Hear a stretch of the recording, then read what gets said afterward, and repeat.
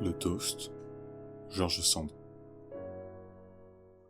En 1634 ou 1635, le gouverneur de Berg-op-Zoom, qui s'appelait, je crois, Snyders, si je fais quelque faute contre l'histoire, je vous prie de la corriger, Snyders, nous le nommerons ainsi jusqu'à ce qu'il vous plaise de rectifier ou de constater le fait.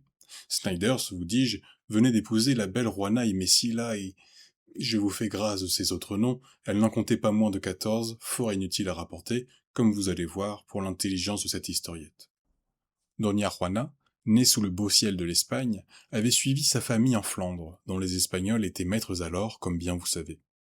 La Hollande, pays frontière, pays de même mœurs et de même climat, vivait tant bien que mal avec ses voisins les Flamands, et l'on voyait souvent les riches familles originaires des Pays-Bas redorer les écussons poudreux des vieilles noblesses castillanes, en d'autres termes, les bons et lourds négociants de la Dyle et de l'Escaut, obtenir la blanche main de ces filles venues des bords de la Gadiana, belles fleurs bientôt flétries sous le ciel froid et brumeux de la Hollande. Juana, récemment transplantée sur cette terre humide, languissait déjà. Déjà ses beaux yeux noirs perdaient leur éclat velouté, déjà ses joues brillantes se décoloraient et prenaient cette teinte d'ivoire qui est demeurée aux figures de Mieris et de Van der Werf. Le temps a-t-il produit la décomposition de la couleur dans les productions de ses maîtres? Ou bien, trouvant plus de noblesse et de poésie dans le coloris de ces pâles étrangères que chez leurs vermeils compatriotes, cherchèrent-ils à en reproduire les types? C'est ce que je vous laisse commenter. Malgré tout, Juana n'était que plus touchante avec son air mélancolique et souffrant. Le costume élégant et riche de sa nouvelle patrie faisait admirablement ressortir la souplesse de sa taille andalouse et la grâce méridionale de tous ses mouvements. En un mot, c'était la plus belle personne du Brabant. Le gouverneur Snyders en tirait une assez bonne part de vanité, et le gouverneur Snyders n'était pas le seul à s'apercevoir des attraits de sa femme. Mais Juana, rêveuse et triste, haïssait tous ces bons Hollandais si épais et si prosaïques. Elle regrettait son beau soleil, et ces beaux fleuves dont les flots tièdes et harmonieux semblent parler d'amour aux fleurs de leur rivage. Les neiges et les glaces de ces marais lui serraient le cœur, le froid la gagnait jusqu'au fond de l'âme. Joignait à l'influence du climat la société d'un mari fort riche, fort sensé, fort entendu en ce qui touchait ses affaires et son gouvernement, mais fort ennuyeux, il faut bien le dire, et vous comprendrez que la belle et tendre Juana pouvait bien avoir le mal du pays. Cependant, il y avait, dans l'opulente maison du gouverneur, un joli page qu'on appelait Ramirez, et qui avait vu le jour, comme Juana, sous le ciel de l'Espagne. Le page avait 16 ans, comme Juana, il était pâle, comme Juana, et avait ses yeux noirs et un regard triste et passionné, comme Juana. Il chantait avec une voix douce et voilée qui allait au cœur. Il étendait la guitare sur son genou avec une grâce vraiment andalouse, et Juana, en écoutant ces vieilles romances espagnoles, si naïves et si poétiques, sentait parfois venir des larmes dans ses paupières de soie, car il chantait vraiment bien, le joli page. Il parlait avec amour de la patrie absente. Il avait déjà quelque chose de romanesque et de fier dans le caractère, et il était d'une noble et antique maison, ce qui, dans ce temps-là, ne gâtait rien. Mais le gouverneur, qui se montrait, en sa qualité de gouverneur d'un pays frontière, plus méfiant et plus observateur qu'il ne convenait à un bon Hollandais, le gouverneur, dis-je, surveillait si bien sa femme, la tendre et belle catholique avait été élevée dans de si chastes principes, l'amour est si timide et si craintif à 16 ans. Enfin, le climat de la Flandre refroidissait tellement l'audace de ces deux imaginations espagnoles, que M. Van Snyders n'avait aucune bonne raison à donner de sa jalousie, ce dont il était contrarié parfois autant que flatté, car il y a certaines liaisons pures, discrètes, mystérieuses, qui font plus de tort au repos d'un mari que de franche et loyale infidélité. Celle-là était pour le bon Snyders une source de ruses inutiles et de précautions sans effet. Il ne pouvait pas empêcher l'échange d'un triste et long regard, le contact de deux mains qui s'effleuraient à l'occasion d'un gant ramassé, ou d'une coupe remplie, ou d'un message ordonné. Il ne pouvait s'offenser de l'empressement avec lequel Ramirez plaçait un coussin d'Utrecht sous les petits pieds de madame la gouvernante, ni des caresses qu'il donnait à son chien favori, ni du soin respectueux avec lequel il l'aidait à monter sur son beau genet d'Espagne. Le pauvre Snyders avait beau assurer que la guitare avait un son aigre et faux, que la langue espagnole était un patois barbare, et que chanter des romances n'était point le fait d'un homme, il n'avait aucune raison valable à donner à sa femme pour lui interdire les chansons du page en son absence. Snyders, voyant que le mal était sans remède, imagina ce qu'il eût dû imaginer tout de suite, qu'il fallait éloigner Ramirez. Le hasard, ou plutôt les événements politiques, lui fournirent le moyen de concilier cette mesure de prudence avec un certain désir de vengeance bien légitime que le vertueux et désespérant amour du page lui avait inspiré.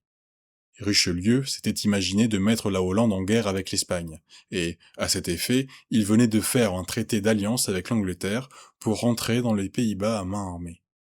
Son projet réussit plus tard, et la division de la Hollande et de la Flandre s'opéra en 1648. Mais, jusque-là, il fut fort difficile de soulever les Flamands contre l'Espagne.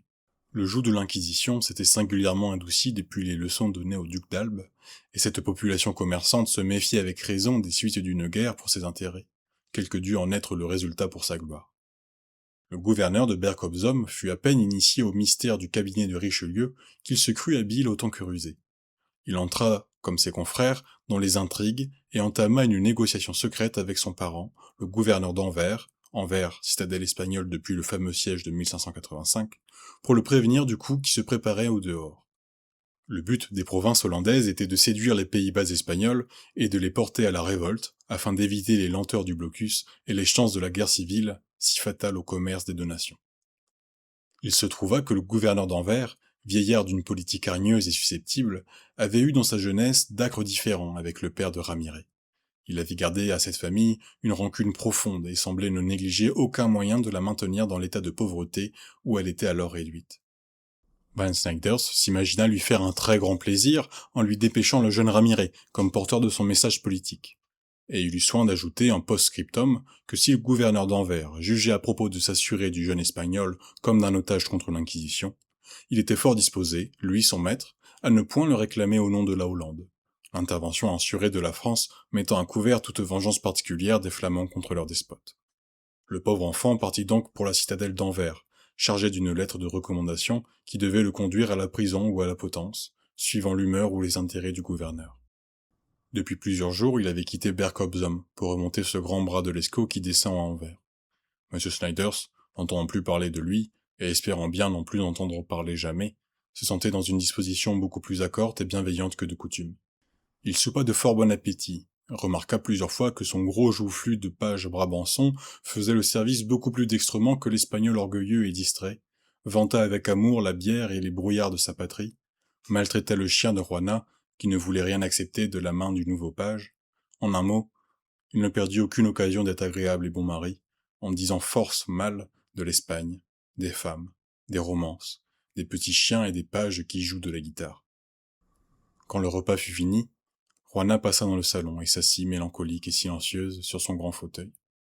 Elle tourna le dos à la fenêtre pour ne pas voir le ciel que son époux venait de vanter et qui, cependant, ne manquait pas de beauté en cet instant où le soleil se couchait dans les brumes violettes de l'horizon.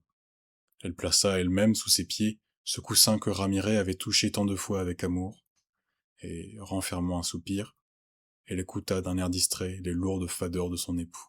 « Vive Dieu, madame !» s'écria monsieur le gouverneur de Berg-op-Zoom en voyant que la conversation languissait. « Il faut que je boive à votre santé un gobelet ou deux de bon vin vieux des Canaries. Eik, apportez ici le plus beau de mes flacons et 2 verres à tige élancé. Bien, mon fils. Place cette petite table auprès de madame la gouvernante de Berg-op-Zoom. Et maintenant, c'est bien. Eik, vous êtes un bon serviteur, mon mignon. Et vous aurez un beau pourpoint de soie jaune garni de rubans rouges, avec des chausses à dentelle de Malines si je suis toujours content de vous. Je veux que vous ayez meilleure mine que ce fainéant d'espagnol dont nous sommes délivrés pour longtemps, Dieu merci. » En parlant ainsi, Snijders remplit son verre jusqu'au bord et celui de Doña Juana à demi. Mais elle le laissa sur la table et ne daigna point y mouiller ses lèvres pâles. « Eh bien, madame la gouvernante, dit-il, ne voulez-vous point me faire raison ? Refuserez-vous de boire avec moi à la santé de notre digne parent et collègue, le gouverneur d'Anvers ? Ce bon et fidèle protestant qui a jadis, dans nos vieilles guerres de Flandre, oxy tant de papistes et d'idolâtres. Ce rude et austère magistrat, qui rend si bien la justice sans assemblée délibérative, et vous fait pendre le premier venu au-dessus des fossés de sa ville, sans qu'il y ait un seul bourgeois qui en demande la raison, tant sont grands le crédit du gouverneur et la confiance qu'il inspire. » La pauvre Juana, muette de désespoir, écoutait d'un air morne cette gracieuse invitation. Elle n'ignorait pas les intentions de son mari, et l'accueil qui attendait le page à Anvers. Mais elle trouva dans sa fierté de femme et d'Andalouse le courage de supporter cette affreuse idée, et de dérober à son mari le plaisir de contempler sa douleur. Il se tourna vers Snyders, qui s'était appuyé sur le dossier de son fauteuil d'un air à la fois niais et méchant, et, saisissant son verre d'une main plus assurée, « Si la confiance des Anversois dans leur gouverneur est si aveugle, dit-elle, c'est qu'apparemment ils le savent incapable d'une action lâche et d'un crime inutile. » En parlant ainsi, elle souleva son verre et, comme elle rapprochait de celui de son mari, le son d'une guitare, accompagné d'une voix triste et voilée, chanta en espagnol sous la fenêtre le refrain d'une des romances bien-aimées de Juana. Cette voix ne pouvait être méconnue un instant des deux personnes qui l'entendirent. Une expression de stupeur et de dépit se peignit sur la face rouge du gouverneur, les yeux de Juana lancèrent un éclair de joie et de triomphe, l'éclat de la santé reparut sur ses joues, et, frappant de son verre le verre de son mari, « Je bois, lui dit-elle, à la santé de notre parent et ami, le brave gouverneur d'Anvers. » On chercha Ramirez, on ne le trouva pas. Après avoir rassuré sa maîtresse sur son sort, il s'était enfui du château, et il avait sagement agi, car le gouverneur de Berg-op-Zoom n'eût pas confié, cette fois, à autrui, le soin de sa vengeance. Le page prit du service sous les ordres de Gaston d'Orléans, qui vint combattre pour l'Espagne contre le roi de France, son frère.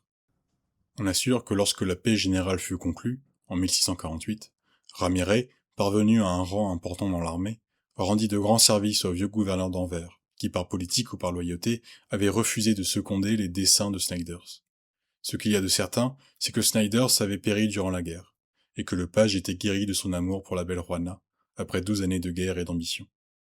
Cependant, je ne serais assuré qu'en la retrouvant à la cour de l'empereur, comme elle pouvait être encore jeune, belle et riche, ce qui n'a été un défaut dans aucun temps que je sache, il n'ait pas senti sa passion se rallumer. L'histoire n'en dit rien, et il ne tient qu'à vous de terminer celle-ci par un mariage, si ce dénouement vous plaît. Merci à toutes et à tous d'avoir écouté cette nouvelle jusqu'au bout, j'espère qu'elle vous a plu. J'ai eu quelques difficultés à l'enregistrer, donc j'espère que ça ne s'est pas trop entendu. En tout cas, d'autres nouvelles sont prévues sur la chaîne, donc si vous voulez les découvrir, n'hésitez pas à vous abonner. Et moi je vous dis à très bientôt sur les portes de papier, pour passer de l'autre côté.